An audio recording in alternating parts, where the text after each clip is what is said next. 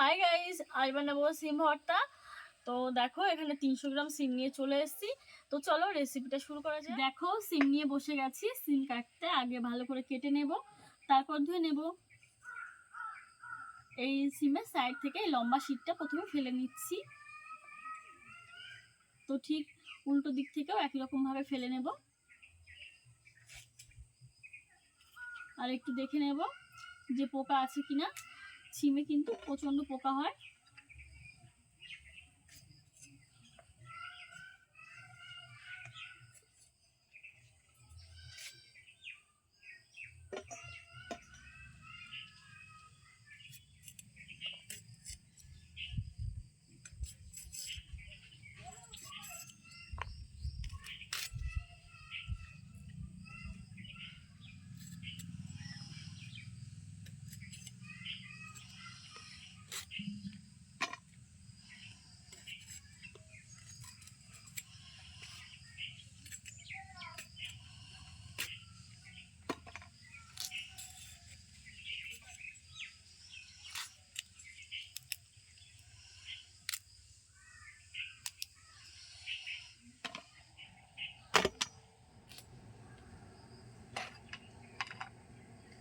আজকে রান্না করতে বসে আমার ধরছে ঘুম।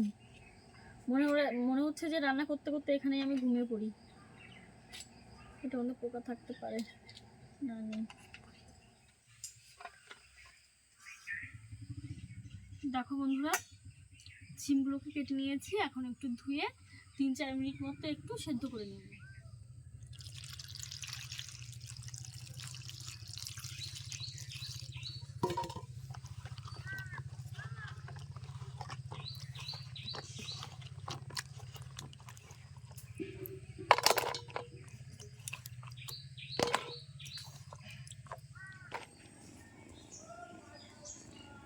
উনুন ধরে নিয়েছি, কড়াইটা বসিয়ে নিচ্ছি।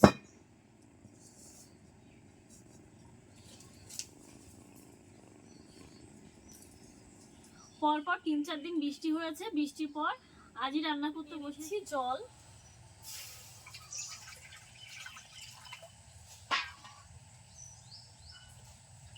লবণ দিয়ে দিচ্ছি, আর এই সিমগুলো এখন দিয়ে দিচ্ছি।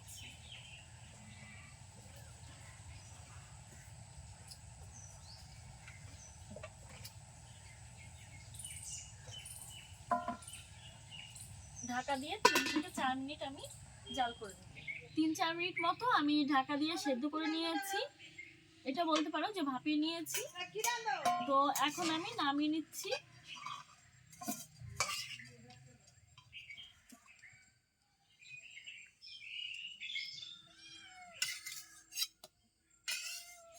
সিম সেদ্ধ করে নামিয়ে নিয়েছি। আর এই রেসিপিটার জন্য আমি নিয়েছি সরিষার তেল, কালো জিরে, কাঁচা লঙ্কা, রসুন, পেঁয়াজ, আর নিয়েছি লবণ, হলুদ।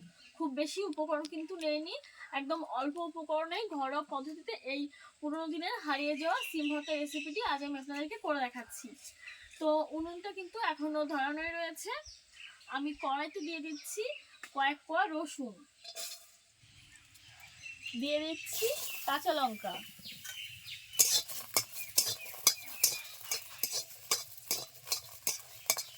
কাঁচা লঙ্কা দেওয়ার পর আমি 2 মিনিট নেড়ে চেড়ে নিয়েছি। এখন দিয়ে দিচ্ছি কালো জিরে,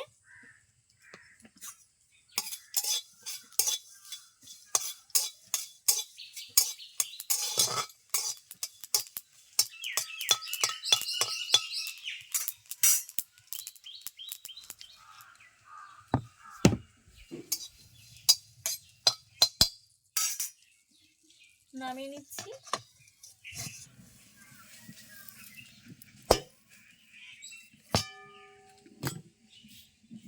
এই সব কিছু এখন বেটে নেব।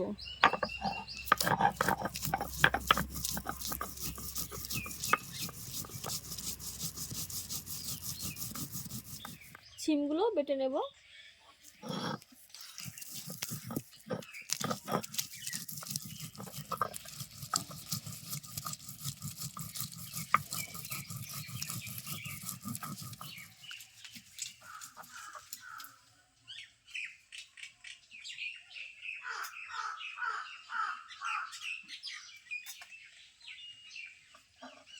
সবকিছু একসঙ্গে ভালো করে বেটে নেব।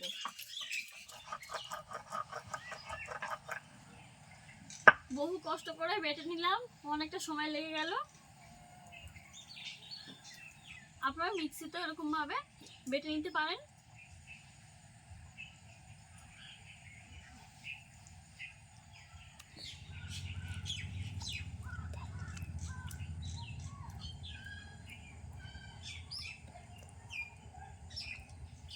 ভালো করে বেটে নামিয়ে নিয়েছি একটা থালায়। আর এদিকে কড়াইটা আবারও বসিয়ে দিয়েছি। কড়াইতে এখন দিয়ে দেবো আমি সরিষার তেল।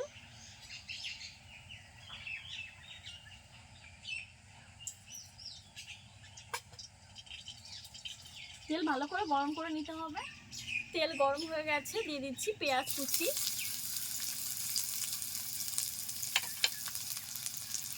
একটু লবণ,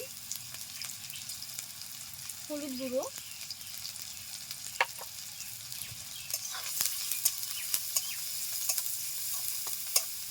1 মিনিট মতো নেড়ে নেব। দেখুন পেঁয়াজগুলো লালচে হয়ে এসছে। এখন সিম বাটাটা দিয়ে দিচ্ছি।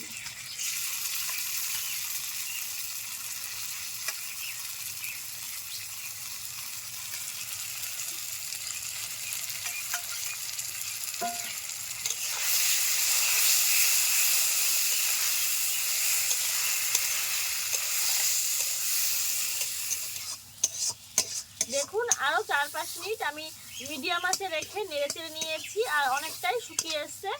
তো এরকম ভাবে আরো 2-3 মিনিট আমি নেড়ে চেড়ে তারপরে নামিয়ে নেব। দেখুন একদমই শুকিয়ে এসছে। তো এখন বুঝতে হবে যে রান্নাটা একদমই হয়ে গেছে। তো এখন নামিয়ে নিচ্ছি।